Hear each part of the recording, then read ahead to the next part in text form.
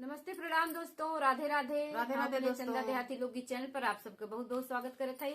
और चलत है आप लोगन के बहुत ही दर्द भरा सास बहू का नोक झोंक सोहर गीत सुनावे। बहुत ही दर्द भरा सोहर गीत बा, तो आप लोग फुल आवाज के सुनी है तो गीत का आनंद आई आप लोगन के।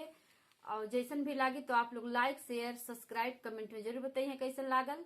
तो चलिए सुनी। ई गीत आधारित बा, एक बहू है उनके बहुत ज्यादा दर्द होत बा, तो अपने सास से कहा थी कि सास जी वैद्य डॉक्टर कुछ भी बोला, बहुत ज्यादा दर्द हो, तो पति तो है ना, बेचारे परदेश चल गए हैं। तो अब देखिए सास का करत हैं बेचारी बहू के साथ, तो आप लोग गीत के माध्यम से सुनी है। तो चलिए सुनी। सावन भदाऊ आकर रतिया तरी माझीमा बरस तरी माझीमा बरसाई हो। सासू ठेला का मारिया से पीर बाया दवा बोलवती बाया दवा बोलवती हो। सासू ठेला का मारिया से पीर बाया दवा बोलवती बाया दवा बोलवती हो। सासू बेटा तोहरे बाट पार देश दर्द हमरे होला दर्द हमरे होला हो। सासू बेटा तोहरे बाट पार देश दर्द हमरे होला दर्द हमरे होला हो। अपना त सोई रहियो दिनवाया वार धूपा हरियाया वार धूपा हरियाऊ हो। बहुअर जब होला सोवे के बेरिया त सब के जगावेलू सब के जगावेलू हो। बहुअर जब होला सोवे के बेरिया त सब के जगावेलू सब के जगावेलू हो। तू ही मोरी सासू से सासू तू ही न मोरी सासू तू ही न मोरी सासू न हो। सासू समझाऊ दुखवा मार के जनवा बा चावत जनवा बा चावाऊ हो। सासू समझना दुखवा मार तू जनवा बा चावा तू जनवा बा चावाऊ हो। सासू जब हुई है हमारे लालनवा त दादी कहिबो लई है त दादी कहिबो लई है हो। सासू जब हुई है हमारे लालनवा त दादी कहिबो लई है त दादी कहिबो लई है हो। कमने बापाइया के बेटी तके करबा हिनिया तके करबा हिनिया हो। बहुअर कावने भागा के नारी त कमाया रे वालेलू कमाया रे वावेलू हो। बहुअर कावने भागा के नारी त कमवाया रे वावेलू कमवाया रे वावेलू हो। बहुअर नानव कह काम चोरत हमें अरवावेलू हमें अरवावेलू हो बहुअरी नानव करहियो काम चोरत हमें अरवावेलू हमें अरवावेलू हो राजा महाराजवा के बेटी साहेब भैया बहनी साहेब भैया बहनी हो सासू पियावाया भागवा के नारी तो के अरवाइला तो के अरवाइला हो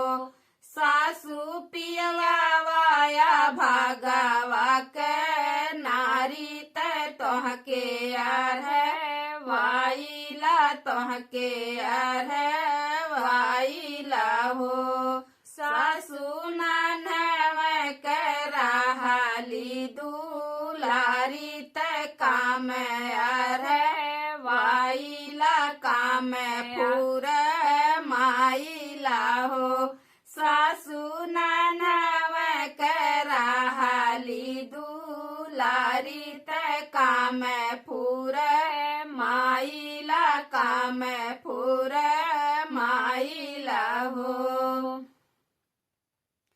खत लिखी भेजनी साजनिया सजन घरे आव सजन घरे आवाई हो सखिया सासू मोरी बेलोर हनवात पूता समझावत पूता समझावली हो सखी सासू मोरी बेली और हनवात पूता के सिखावेनी पूता के सिखावेनी हो बेटा बाहू तोहरी मुहावा के जोरत हमारो जा बाब देनी हमारो जा बाब देनी हो बेटा बहुअर तोहरे मुहावा के जोरत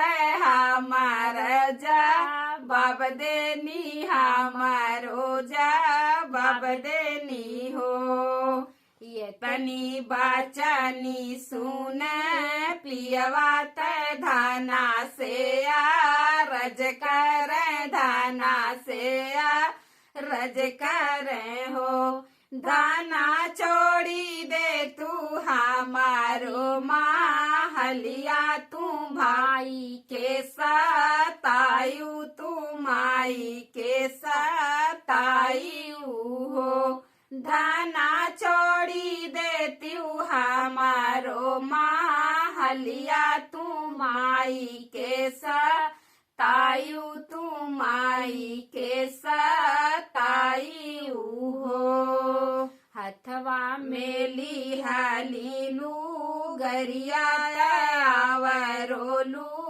गरिया आवरोलू गरिया हो धनिया छोड़ी देनी पिया के माहलिया दरदिया से व्याकुल दरदिया से व्याकुल हो धाना छोड़ी देहनी राजा के माहलिया दरदिया से व्याकुल दरदिया से व्याकुल हो सखिया बन बन घूमेली रानियवा दरदिया से व्याकुल दरदिया से व्याकुल हो सखिया बन बन घूमेली रानियवा दरदिया से व्याकुल दरदिया से व्याकुल हो एक पीर आवेला दुई पीर आवरो तीसर पीर आवरो मोती सर पीरे हो। सखिया बीतात बीतात सब पीर लाल ना जानम लिहल होरी लाजा नम लिहल हो। सखिया बीतात बीतात सब पीरत लाल ना जानम लिहल होरी लाजा नम लिहल हो। घोड़वा चढ़ल राजा जाल शिकार खेले जाल शिकार खेले जालाई हो। सखिया पड़ी गईल रानी पर नाजरिया रानियवा बड़ी सुंदर रानियवा बड़ी सुंदर हो। सखिया पड़ी गईल राजा पर नाजरिया रानियवा बड़ी सुंदर रानियवा बड़ी सुंदर हो। देखिए दीदी बहनी, राजा बेचारे अपने माई के बहकावा में आके अपनी पत्नी के निकाल दीहन। बेचारी बन बन भटकत है जाए के। ओकर बाद उनके वही वन में बच्चा पैदा भइल, अकेले न केहू आगे न पीछे। ओकर कुछ दिन बीत गए। राजा एक दिन शिकार खेले गए तो देखिन अपने रानी के, तो उन जानन केहू दूसर होई। कहा थे बहुत सुंदर रानी है। अब उनके तारीफ करत हैं तो रानी उनके तारीफ सुन के तो घुघुट काट ली कि राजा हमें चिन्ह न पावे। लेकिन अब देखी अंत में तो राजा चिन्ह जई हैं। अब देखल जा का कहलिन, तो आप लोग लास्ट तक बने रही हैं। सखिया पड़ी गईल रानी पर नाजरिया रानियवा बड़ी सुंदर रानियवा बड़ी सुंदर हो। आखिया सुंदर लागे रनिया सुरतिया सुंदर लागे सुरतिया सुंदर लागे हो। सखिया तने में काढ़े नीगू घुटवा त राजा नाही चिन्ह त राजा नाही चिन्हन हो। सखिया तन में काढ़े नीगू घुटवा की राजा नाही चिन्ह की राजा नाही चिन्हाई हो। गोदिया मेले हली बालकवा घुंघुटवा रानी काढ़े घुंघुटवा रानी काढ़ाई हो। रानी अपने सूरतिया छिपावे राजा ना चिन्ही पावे राजा ना चिन्ही पावाई हो। रानी अपनी सूरतिया छिपावे राजा ना चिन्ही पावे राजा ना चिन्ही पावाई हो।